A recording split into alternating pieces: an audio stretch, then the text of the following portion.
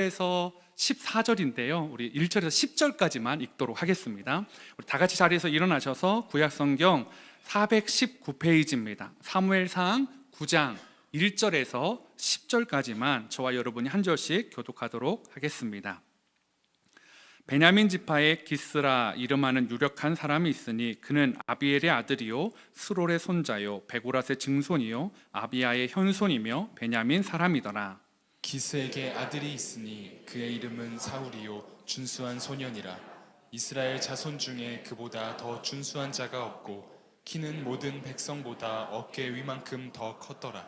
사울의 아버지 기스가 암나기들을 잃고 그의 아들 사무엘에게 이르되 너는 일어나 한 사환을 데리고 가서 암나기들을 찾으라 하매 그가 에브라임 산지와 살리사 땅으로 두루 다녀보았으나 찾지 못하고 사알림 땅으로 두루 다녀보았으나 그곳에는 없었고 베냐민 사람의 땅으로 두루 다녀보았으나 찾지 못하니라.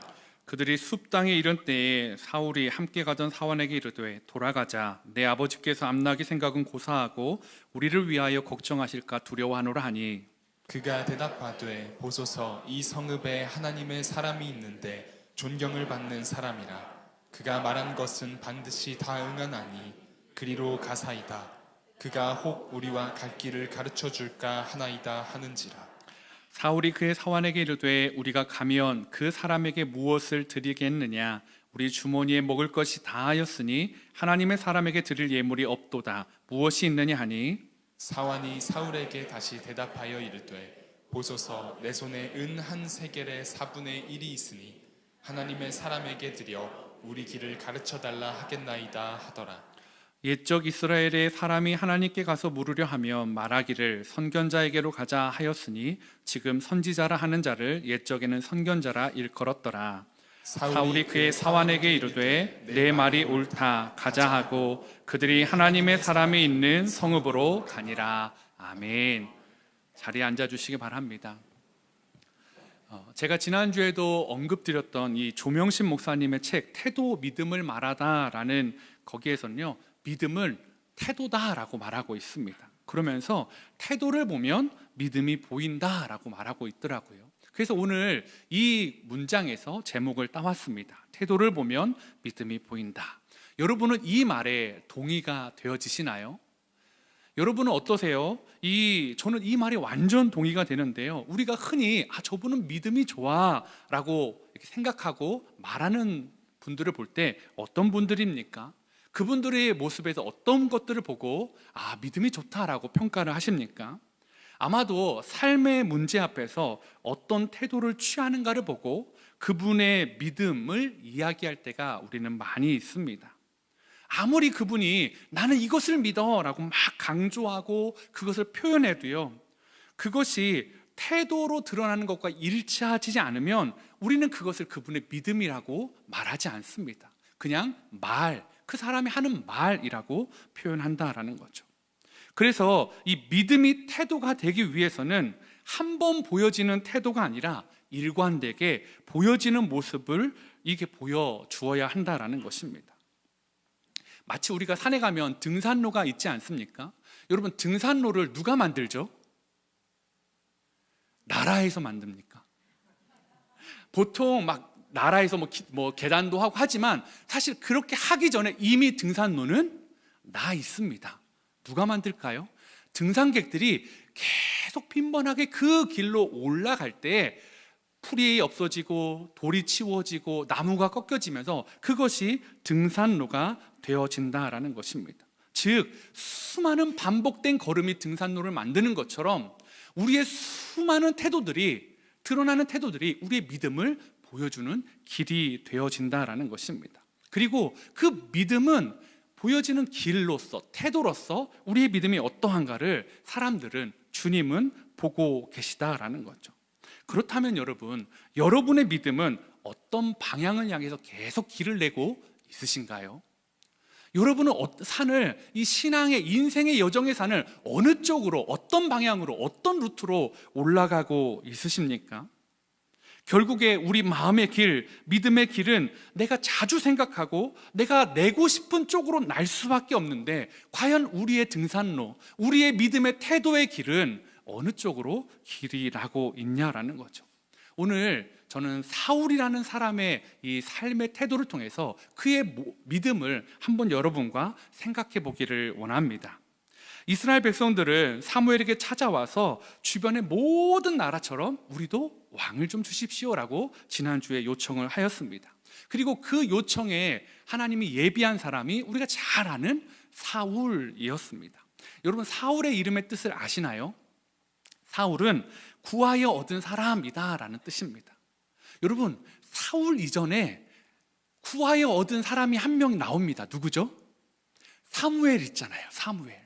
한나가 하나님께 구하여 얻었던 아들이 사무엘이었습니다. 하나님, 나는 너무 마음이 아픕니다. 나는 너무 힘듭니다. 하나님, 제게도 아들을 주십시오. 제 삶에 하나님 은혜를 좀 허락하여 달라고 정말 술 취한 것처럼 하나님 앞에 깊이 기도해서 얻었던 그 아들이 사무엘이었습니다. 그리고 사무엘이 이스라엘을 하나님께 돌아오게 하고 블레셋의 손에서 그들을 구원해야 하는 역할을 사무엘이 감당하였습니다. 그런데 오늘 사울도 그의 아버지 기스가 하나님께 구하여 얻은 아들이다라고 그 이름을 통해 보면 알 수 있다라는 거죠. 무엇을 구했는지는 모르지만 분명한 것은 아들을 구했든지 아니면 이 아들을 통해 어떠한 것을 하기를 위해 구했든지 이 사울의 아버지 기스는, 이 가정은 사울을 얻기 위해 하나님께 구했고 그거에 응답하여 주신 아들이 사울이었다라는 것입니다. 그런데 이 구하여 얻은 사람 사울이요, 참 아이러니하게도 이스라엘의 초대 왕이 됩니다. 왜요? 백성이 구하여, 왕을 구하여 낳았던 사람이 사울이었다라는 거죠. 그런데 이 사울, 백성이 구하여 왕이 되었던 이 사울, 그의 이름과 딱 맞는 사울인데요, 외모적으로도 백성이 요구하는 왕의 어떤 기준과 잘 맞았던 사람이었습니다. 사무엘상 9장 1절 2절인데 우리 한번 1절 한번 같이 읽어볼까요? 시작.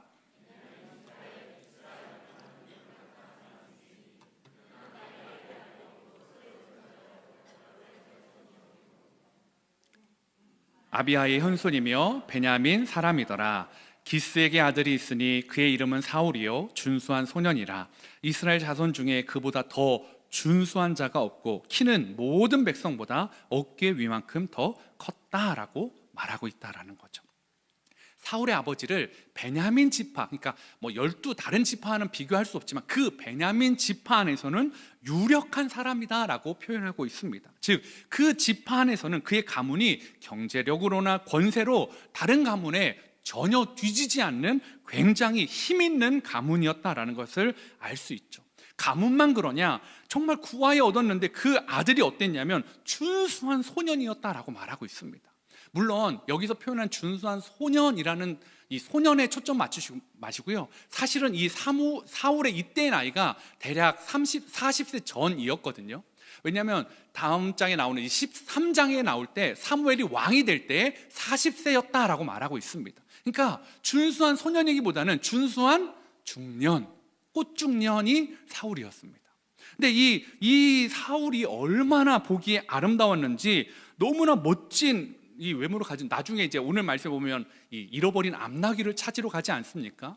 근데 이 11절부터 14절에 보면 사무엘의 고향에 가서 사무엘을 찾아갈 때에 어디로 가야 될지 사무엘 집이 어디입니까? 물어보는 와중에 우물가에서 여성들을 만납니다. 그런데 여성들이요, 왜 이렇게 친절할까요? 이게 물론 하나님의 예비하심이에요. 목사는 그렇게 이야기하는데 오늘 이 준수한 이 꽃중년의 사울의 외모를 보니까요, 그럼 그렇지, 우물가 여인들도 외모를 본 거야. 잘생긴 남자가 와서 선지자의 집, 선견자의 집이 어딥니까? 하니까 저깁니다. 다 이렇게 말하는 것 아닐까요? 그리고 외모만 그런 게 아니었습니다. 외모만 더 준수한 자가 없는 것이 아니라 키도요, 다른 사람의 어깨 위가, 그 머리가 어깨에 닿아서 다른 사람보다 머리가 하나가 더 있는 사람이 사울이었다라는 거죠. 물론 이스라엘 사람들이 가장 바라던 그 모습이었는데요, 이 모습이 조금 사실은 불안함을 보여줍니다. 왜냐하면 이 키라는 단어가 이 히브리어로 가보아라는 단어를 쓰는데요, 이 가보아가 큰 사람, 키 이런 단어도 쓰이지만 사실은 교만이라는 단어에도 쓰인다라는 거죠. 즉 사울은요, 그 안에 키가 출중한 사람이었지만 어쩌면 왜 하필 이 가보아라는 단어를 썼을까요? 그 안에 교만이 있다라는 것들을 하나님이 아시지 않았을까요? 그래서요, 그 이 키 큰 사람이 성경에 말미가 좋은 사람이 별로 없다라는 거 아시죠? 키 큰 사람 누구 있죠? 골리앗. 참수돼서 죽습니다. 거인족들 아말렉, 하나님이 멸절하라고 했습니다. 또 준수한 사람 하면 떠오르는 사람이 압살롬도 끝이 좋지 않습니다. 그래서 제가 늘 불안해하는 거 아닙니까? 키가 큰 사람. 다행히 저는 반절이에요. 키는 크지만 준수하지는 않아요. 예. 사랑하는 성도 여러분, 깨어나십시오. 사랑하는 성도를 보십시오. 그런데요, 외적으로 이 사울은요, 이스라엘 사람들이 요구하는 모든 조건, 외적으로는 참 다 맞는 사람이었습니다. 그리고 이 외적으로 부족함이 없는 사울에게 아버지 기스가 하나의 미션을 줍니다. 뭐냐면 암나귀를 잃어버린 거예요. 근데 한 마리가 아니라 여러 마리죠. 암나귀들이라고 하는 걸 보니까요. 근데 이 암나귀는 그 당시에 남종이나 여종이나 소나 낙타 등과 같이 재산의 척도를 이야기할 때 빠지지 않는 굉장히 중요한 어떤 부를 나타낼 때 쓰는 자산적 가치가 컸던 가축이기 때문에 이 암나귀를 찾으러 가는 건 당연한 것이었습니다. 여러 마리였으니까요. 그래서 아마 키도 크고 잘생기고 어디 가든 호의와 동정을 받을 수 있는 사울, 네가 가라, 그러면서 한 명 사환을 데리고 가라고 말하고 있다라는 거죠. 그런데 이 믿음의, 이 암나귀를 찾아가는 이 여정을 통해서 그의 태도와 믿음이 어떠한지를 오늘 성경은 보여주고 있는 것 같습니다. 사울은 지금 어떤 태도로 믿음의 길을 내고 있을까요? 오늘 저는 이 믿음의 길을 내는 태도가 무엇인지를 여러분과 나눠보도록 합니다. 첫 번째는요, 현실의 믿음을 접속해야 한다라는 것입니다. 하나님이 사울을 위한 여러 작업들을 하고 계시다라는 것을 오늘 본문을 보면 알 수가 있습니다. 암나귀를 잃어버리게 한 것, 그냥 암나귀들 단체로 가출한 게 아니에요. 지금 암나귀들을 가출하게 해서 누구를 만나게 해야 되는 거예요? 사무엘을 만나게 해야 되는 것이었습니다. 그리고 아버지 기스가 사환 하나를 데려가라 라고 했던 것도 이 사울은 이 사무엘에 대한 소식을 잘 몰랐던 것 같습니다. 그래서 그의 사무엘의 고향 근처에 갔을 때 사무엘 선견자가 이 근처에 사는데 그를 찾아가 보자 라고 해서 하나님은 사환까지도 붙여주십니다.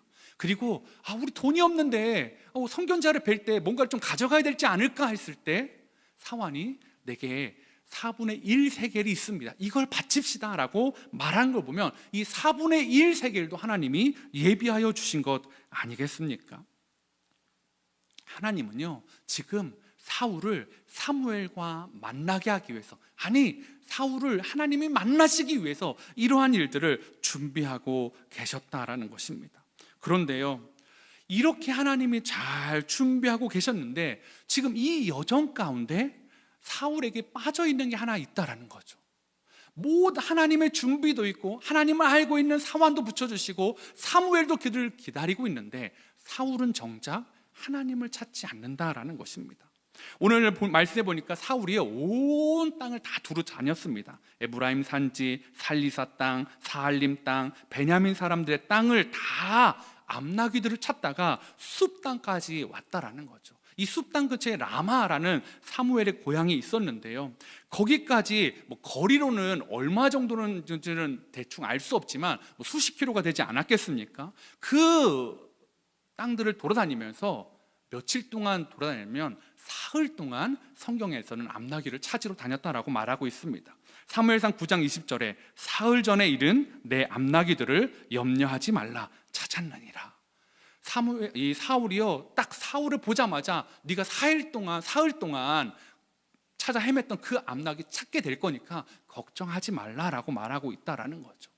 그러면 생각해 보십시오. 이 수십 킬로를 사흘 동안 샅샅이 뒤졌던 그 사울의 성실하며 아버지 말씀에 순종하는 그의 태도를 보십시오. 참 좋은 아들 아닙니까? 그리고 3일이 지난 다음에서는 이제는 암나귀들의 문제가 아니라 아버지가 자신과 사환을 걱정할 것 때문에 돌아가자라고 말하고 있다라는 거죠. 즉 사울은요, 아버지의 그 마음도 헤아릴 수 있는 사람이었다라는 거죠. 성실하고 순종 잘하고 아버지의 마음을 잘 헤아릴 수 있는, 그러면서도 잘생기고 멋지고 키 크고 그런 사람이 사울이었습니다. 그런데요, 문제는 뭡니까? 그가 그렇게 돌아가자라고 결정하기까지 하나님을 찾는 모습이 한 번도 보이지 않는다라는 거죠. 분명한 것은 하나님의 사울을 부르셨다라는 것은 사울에게 왕으로서의 좋은 자질이 있었다라는 거죠.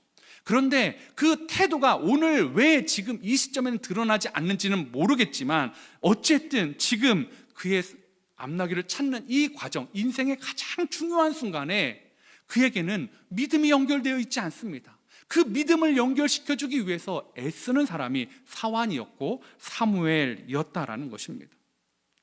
여러분은 어떠십니까? 오늘 사울이 왜 이 믿음에 작동되지 않았을까요? 믿음이 있으니까 하나님이 그를 왕으로 세우신 거 아니겠습니까? 하나님이 그냥 쓰고 버리려고 사울을 택한 건 아니시잖아요. 너는 다윗의 징검다리야, 너는 그렇게 망할 거야. 하나님은 그런 분 아니십니다. 그런데 그 믿음이 있고 훌륭한 사울이 왜 오늘 이 본문에는 왜 믿음이 작동되지 않냐고요. 이유는 딱 하나인 것 같습니다. 그의 머리에 온통 무슨 생각이 있었을까요? 암나귀, 아버지 걱정. 그러니까요, 온통 그 머릿속에 그 생각들만 가득하니까요, 하나님이 간섭할 그 여백이 없는 겁니다. 하나님이 분명히 일하심을 기도할 만한데, 그렇게 왕으로 하나님이 세우실 만하면 그 하나님을 찾을 법한데 온통 머리에 암나귀, 아버지가 걱정하시는데 하나님에 대한 생각은 없다라는 거죠. 여러분, 혹시 우리는 안 그러시나요? 지난 한 주간 여러분의 생각, 여러분의 마음에 가득했던 건 무엇입니까? 분명히 하나님을 사랑하는데, 하나님을 따라가고 싶은데 온통 여러분의 생각을 여러분의 시선을 붙잡아뒀던 암나귀는 무엇이냐고요. 아버지가 걱정하는 것은 그 무엇이었냐고요. 여러분, 그런 상황에 꼭 필요한 사람이 있습니다. 누구냐? 하나님 예비한 이 사완이었습니다. 사완이요, 아유 주인님, 이 근처에 선견자가 사는데 그분에게 갑시다 라고 말하고 있다라는 거죠. 여러분, 저와 여러분이 이제 개강하는 다락방에서 그런 역할을 해주기를 바랍니다. 믿음이 있어요, 잘 좋은 분이에요. 그런데 어느 날 암나귀에 꽂힐 수가 있어요. 아버지에 대한 걱정 때문에 온통해서 하나님에 대한 생각을 하지 못할 때, 아유 권사님, 권사나 돼가지고 말이야, 그럼 되겠어요? 여러분, 그러지 마시고요, 사완처럼 이 근처에 하나님의 선견자가 있는데 한번 물어보면 어떨까요? 이상한 데 가지 마시고요, 여러분, 하나님께 다시 시선을 돌리게 하는 거죠. 하나님께 마음을 다시, 그 마음의 여백을 두게 하는 겁니다. 꽉 차 있는 생각에 하나님이 들어갈 수 있는 틈을 만들어 주는 거죠.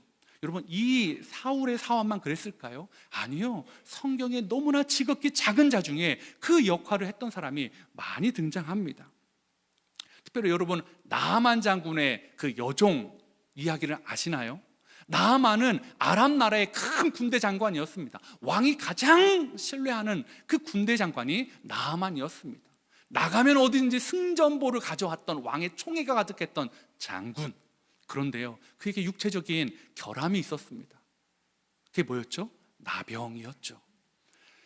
아무리 왕 1인지야 만인지상의 위치에 있어도 그는 행복하지가 않은 거예요. 자신의 몸이 질병 가운데 아파하니까요. 그런데 자기가 포로로 잡아왔던 이스라엘의 한 여종이 그 주인을 불쌍히 여겼는지, 아이고 우리 나라에 가면 참 선지자한테 기도 한 번만 받으면 나을 텐데, 그 이야기를 듣고 나아만이 이스라엘을 가기를 원합니다. 그리고 왕에게 요청해서 많은 재물을 가지고 이스라엘의 선지자를 찾아가죠. 그 당시의 선지자가 엘리사였습니다. 근데 아시다시피 엘리사가 어떡하죠? 오셨습니까? 나아만 장군이 뭘 이렇게 바리바리 싸우셨어요? 좋은 거 가져오셨네요. 제가 특별히 기도를 따따블로 해드릴게요. 여러분, 이러나요? 아니에요. 뭐라고 얘기합니까? 나와보지도 않습니다. 그냥 요단강 가서 7번 씻고 가십시오. 이게 끝이었습니다. 여러분, 그때의 나아만이요, 분노합니다. 열왕기하 5장 12절인데 한번 같이 읽어볼까요? 시작.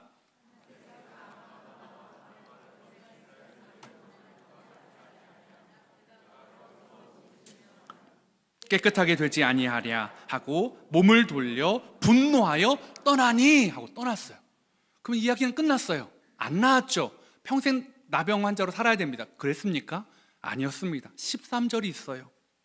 그의 종들이 나와서 말하여 이르되 내 아버지여 선지자가 당신에게 큰 일을 행하라 말하였다면 행하지 아니하였으리까 하물며 당신에게 이르기를 씻어 깨끗하게 하라 함이니까 하니 라고 말하고 있다라는 거죠. 왜 나아만이 분노해서 떠났습니까?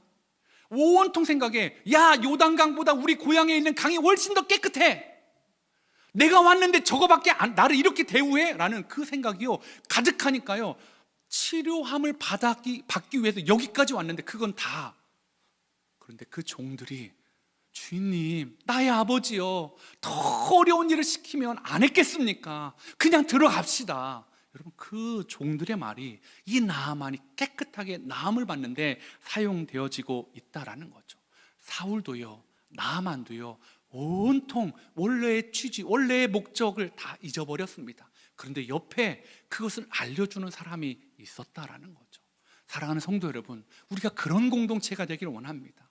우리가 정말 다락방에서 옆에서 볼 때 진짜 신실한데 왠지 이번 주는 하나님이 들어갈 여백을 찾을 수 없고 온통 그 암나귀와 그 요단강보다 더 깨끗한 자신의 고향의 강에 꽂혀있는 그분에게 하나님의 말씀은 이건 것 같은데요 라고 겸손하게 조언해 줄 수 있는 어린 소녀, 사환, 종들처럼, 그래서 우리 교회가 정말로 하나님 앞에서 그렇게 정말로 건강한 교회로 살아가기를 원한다라는 것입니다. 사랑하는 성도 여러분, 여러분 안에는 믿음이 지금 작동되고 있으십니까?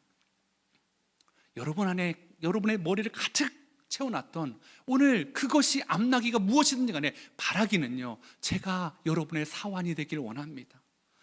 바라기는 제가 여러분의 여종이 되기를 원합니다. 그래서 온통 하나님을 사랑하는데 하나님을 믿는데 여백이 없는 여러분의 그 마음과 머릿속에 말씀으로 여러분을 다시 하나님께로, 하나님의 선지자 앞, 하나님의 말씀 앞에 서게 하는 그런 종이 제가 되길 원한다라는 거죠.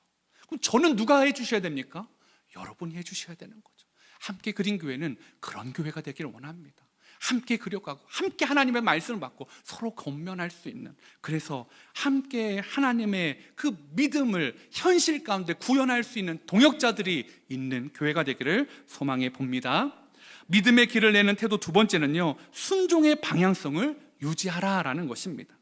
길을 내는데 일관성의 어떤 방향으로 지속적으로 나아가는 것이 아까 중요하다라고 말씀을 드렸습니다. 그렇다면 믿음의 사람들은 무엇을 가지고 지속적으로 나아가야 될까요? 지속적으로 나아가야 되는데 어떤 것을 가지고 지속적으로 나아가야 될까요?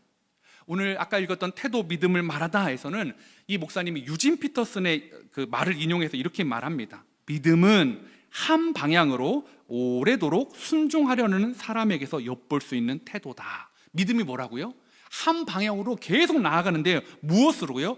한 방향으로 오래도록 순종하려는 사람에게서 엿볼 수 있는 태도가 믿음이래요.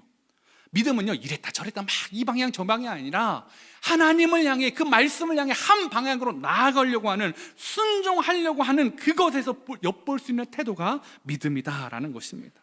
믿음의 길은 하나님의 말씀에 지속적으로 순종하는 사람들에게 나타나는 길이다라는 것입니다. 왜냐하면 우리 안에는 이 믿음의 길과 싸우는 이 본성의 길이 있기 때문이다라는 것입니다. 그럴 때마다 이 본성을 거스리고 순종의 길로 설 때에 정말로 하나님이 원하시는 그 믿음의 길이 태도로 드러나게 된다라는 거죠.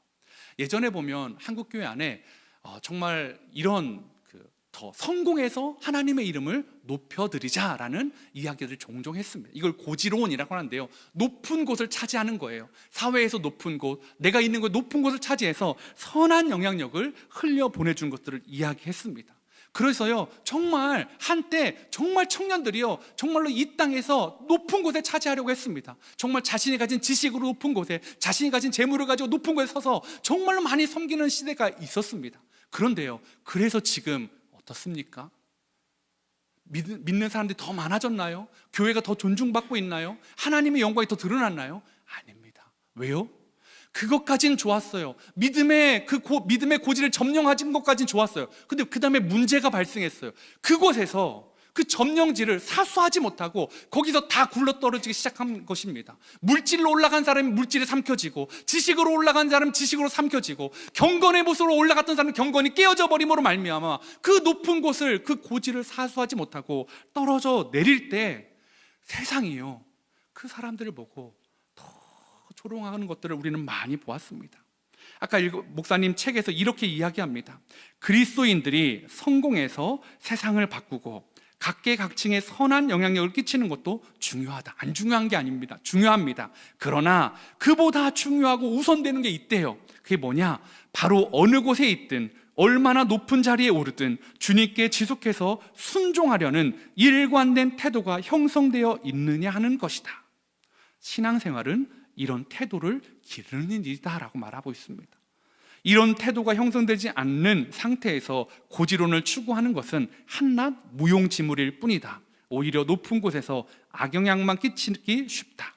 오늘날 이런 태도의 부재 때문에 얼마나 많은 그리스도인이 높은 자리에 오른 후 성공에 삼켜졌는지 모른다. 사랑하는 성도 여러분, 우리는 자꾸 오늘 우리의 기도가 높은 곳에 올라가려고 하는 그 기도 아닙니까? 저기에 오르가면, 저 고지를 점령하면, 이 고지를 점령하면 내가 정말 하나님의 영광을 흘려보내줄 텐데, 내가 정말 하나님을 위해 살 텐데, 여러분 그것도 참 귀하십니다. 저는 우리 함께 그린 교회 성도님들이 정말 세상에서 정말 높은 고지를 차지하기를 원합니다. 취업을 준비하는 청년들 좋은 직장 가기를 원하고요, 또 수험생 여러분들이 정말로 좋은 대학 가기를 원하고요, 정말로 우리 장년들이요 정말 세상 가운데 직장에서, 사업체에서 높은 고지를 다 차지했으면 좋겠습니다. 그래서요, 뭐예요? 하나님의 사랑을 흘려보내주는 거죠. 그런데요, 연습이 안 되고 올라가면 어떻게 해요?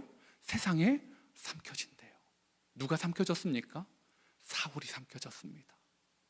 연습이 안 되고 그게 잘 작동되지 않는 상태, 어느 날은 작동됐다가 어느 날은 작동되지 않았다는 그 모습으로 왕이 돼버리니까요, 가장 높은 자리에 올라갔는데요, 어떻게 됐죠? 왕의 자리에 삼켜져서 왕좌만만 붙들고 이것을 잃지 않으려고 했던, 정말로 거기에만 눈이 꽂혀버린, 예전에는 암나귀에 꽂혔는데 이제는 왕좌가 꽂혀버린 그런 왕이 되어버렸다라는 것입니다. 사랑하는 성도 여러분, 오늘 우리는 어떻게 순종의 방향을 유지하고 있으십니까? 높은 곳에서만 순종하고, 높은 곳에 다다르면 순종하고가 아니라 높은 곳에 있든지 낮은 곳에 있든지 우리는 주님께 순종하는 정말 그런 믿음을 가지고 살아가는 그런 태도를 보여주는 정말로 다윗과 같은 사람이 되기를 원합니다.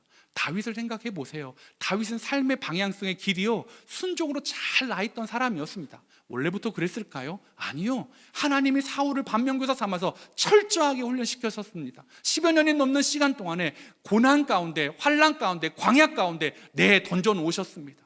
그래서 그곳에서, 낮은 곳에서 계속 길을 만들어가는 겁니다. 힘들어도 하나님을 찾고, 감사해도 하나님을 찬양하고, 어려워도 하나님을 찾고, 정말 죽음의 위기의 순간에도 하나님을 찾고, 미친 채 하면서도 하나님을 찾고, 하나님을 찾고, 하나님을 찾고, 하나님께 순종하고 길을 내니까요, 그가 왕이 돼서 어떻게 했죠? 왕좌에 집착하는 사람이 아니라 하나님께 집착하는 사람이 되었습니다. 하나님만 바라보고 하나님을 따라가고 하나님의 말씀에 그 순종하는 길을 걸어갔다라는 거죠. 물론 삐끗한 적도 있었습니다. 그런데요, 한번 순종의 길 나니까요, 그 순종의 길로 다시 돌아올 수 있는 힘이 그에게 있더라고요. 사랑하는 성도 여러분, 저와 여러분이요, 그 순종의 길이 나길 바랍니다. 우리의 삶 가운데 다른 어떤 것을 채워주는 삶이 아니라 하나님 앞에 순종하는 삶을 넓게 길을 내어서요, 이 길로 와봐라, 이 길로 가면 주님께 나아갈 수 있다라고 말할 수 있는 저와 여러분 함께 그린 교회가 되기를 소망해 봅니다. 이제 말씀을 맺도록 하겠습니다. 여러분, 아까 우리 믿음 태도를 말하다 라는 그 책에서요 했던 그 말씀이요, 그리스도인들이 성공해서는 세상을 바꾸고 각계각층에 선한 영향력을 끼치는 것도 중요하다. 그러나 그보다 중요한 것, 우선해야 되는 것, 그것은 높은 곳이든 낮은 곳이든 지속적으로 순종하려는 일관된 태도, 우리가 그것을 간구하기를 원합니다. 하나님, 나의 기도 제목이 주님께 일관된 순종으로 나아가는 삶의 태도가 보여주는 그런 신앙이 되기를 원해서, 하나님, 고지의 높은 곳에 올라가서 성공에 삼켜지는 자가 아니라 그곳에서도, 어느 곳에서도 하나님을 자랑하는 자 되게 하옵소서. 우리 이 말씀 기억하시면서 원하고 바라고 기도합니다 라는 찬양인데요, 나의 꿈이 무엇입니까? 하나님의 꿈이 되는 것입니다. 나의 인격은 무엇입니까? 예수님의 성품입니다. 나의 능력은 무엇입니까? 성령님의 권능이 나의 능력이 되는 것입니다. 오늘 저와 여러분이 간절히 원하고 바라고 기도하는 것, 암나귀 찾는 것, 왕자를 잃지 않는 것이 아니라 그곳 가운데 예수님을, 그곳 가운데 하나님 말씀에 순종하는 길을 걸어가는 저와 여러분 되길 소망해 봅니다. 이 세상을 살아가는 동안에